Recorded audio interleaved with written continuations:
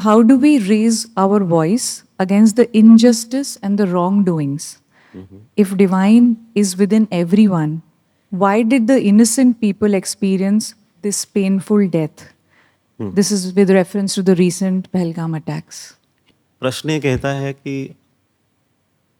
ईश्वर सबके भीतर है, उसके बाद भी ये ऐसा अत्याचार या हिंसाचार कैसे हुआ? ईश्वर ने कैसे इसकी अनुमति दी?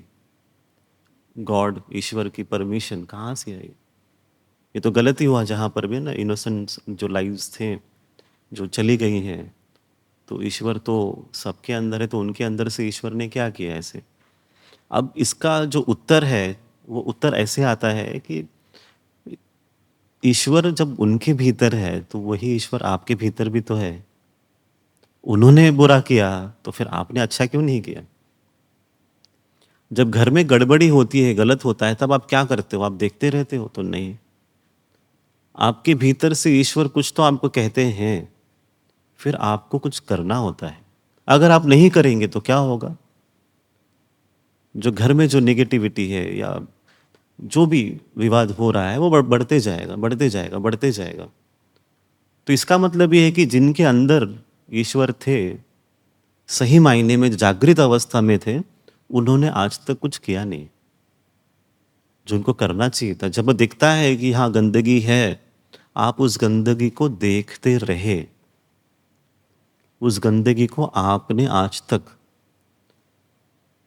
निकाला ही नहीं, साफ सफाई की नहीं। आपको ऐसे लगा कि वो हो जाएगा, अपने आप हो जाएगा,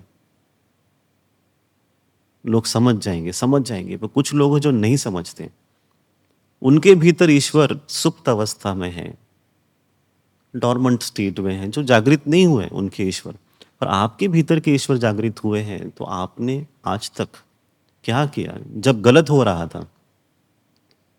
इसलिए आज जब ये सब होता है तो आपका कर्तव्य क्या होता है? तो आपका आवाज, आपका पक्ष, आपके भीतर की आवाज, उसे पहुंचाना होता है, उसे कहना होता है। वो कहीं पर भी हो, आस पड़ोस में, जहां पर आप सोसाइटी में रहते हो, जहां पर भी है। अभी आपके लिए, सभी के लिए सोशल मीडिया है। आप इतने ही लिख सकते हो कि हम जो भी हुआ है वहां पर उसे कंडेम करते हैं, हम उसके साथ नहीं है, गलत हुआ है ये वॉइस अपना पहुंचाना भी आपका कर्तव्य निभाने जैसा है। जो आप जितना कर सकते हैं आपके क्षेत्र में रहते हुए, वो आपको करना है। ये आपका धर्म है। सब कुछ आप नहीं कर सकते, पर आपके पास मोबाइल है, लैपटॉप है, जो भी है, उसमें से आप अपने अकाउंट में जाके, अपने सोशल मीडिया में जाके भी आप कह सकते हो, this is wrong, we condemn this. ये यहाँ पर आपने आपका कर्तव्य कर दिया। अगर आप सोशल एक्टिविस्ट हैं तो आप लोगों को बुला के बात कर सकते हैं। समझ रहे हैं? आपके हिसाब से आपको कुछ तो करना होता है। जहां पर भी गलत होता है, अपनी आवाज उठानी होती है अपने स्तर पर। यह होता है कि आपके ईश्वर ने आवाज दिया, भले आज बहुत लेट हो गया है, ये पहले हमको 20 25 30 साल पहले ही कर लेना चाहिए, पर ये समय की मांग भी है कि अब बहुत कुछ टूटने वाला भी है। समय जैसे जैसे आगे बढ़ेगा, ऐसी घटनाएं और बढ़ती जाएंगी, उनकी फ्रीक्वेंसी बढ़ती जाएगी। जब हम कभी सालों में सुनते थे, वो शायद महीनों में हमको देखने मिल जाएगा।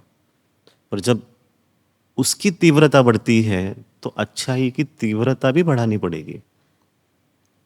तो प्रेम की तीव्रता बढ़ानी पड़ेगी, मैत्री भाव की तीव्रता बढ़ानी पड़ेगी। एक विश्व, एक परिवार, जैसे हम कहते हैं ना कि एक भारत, हम भारत, ये जो भाव है, इस भाव की तीव्रता हमें बढ़ानी होगी।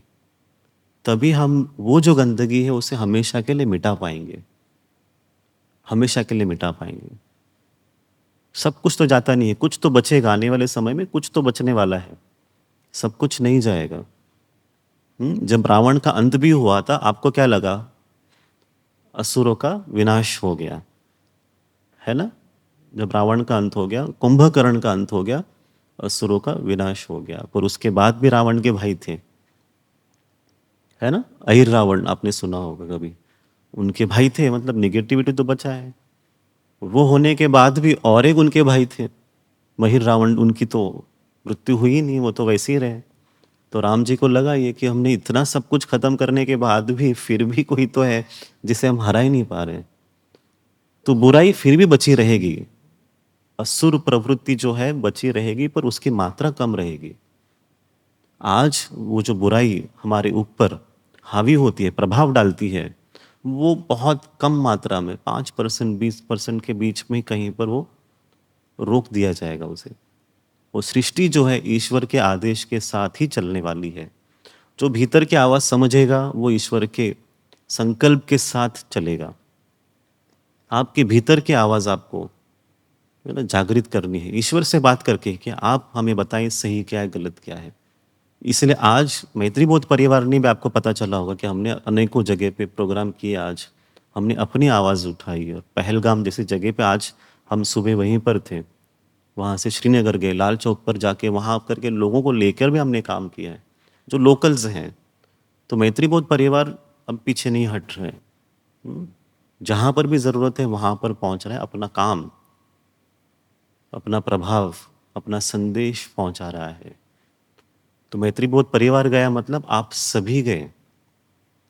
जब आप ये कहते हो कि हम मैत्री बोध परिवार के सदस्य हैं, तो आज जो वहाँ पर थे, वहाँ पर आप भी थे। एक व्यक्ति नहीं है, सारे परिवार के सदस्य आप वहाँ पर थे।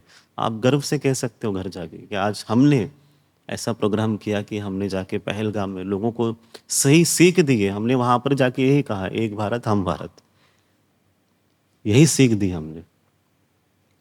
और यही काम करने के लिए ईश्वर यहाँ पर है, वो संकल्प के साथ है, दैविक कार्य के साथ है, उसी की तैयारी चल रही है। तो प्रश्न बहुत ही सुंदर, बहुत ही अच्छा है और आज इसकी ज़रूरत है। तो प्रश्न पूछने के लिए बहुत धन्यवाद। क्योंकि हम अपने बारे में पूछ सकते हैं, पर हमें समाज की चिंता ज़्यादा होनी चाहिए। आज आस-पास बहुत कुछ हो रहा है और आपको मैं इतना कह रहा हूँ कि आप जैसे डिवाइन लाइट को, दादा श्री जी को अपना मान लेते हैं, तो आपके सारे प्रॉब्लम्स दादा श्री जी के हो जाते हैं।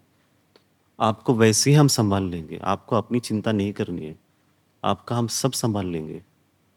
चिंता मुक्त होकर आप अपना काम कीजिए। आपको बस ये देखना है कि समाज की सेवा, लोक कल्याण हम कैसे करें, इस सोच को लेके चलें और चिंता छोड़ दें।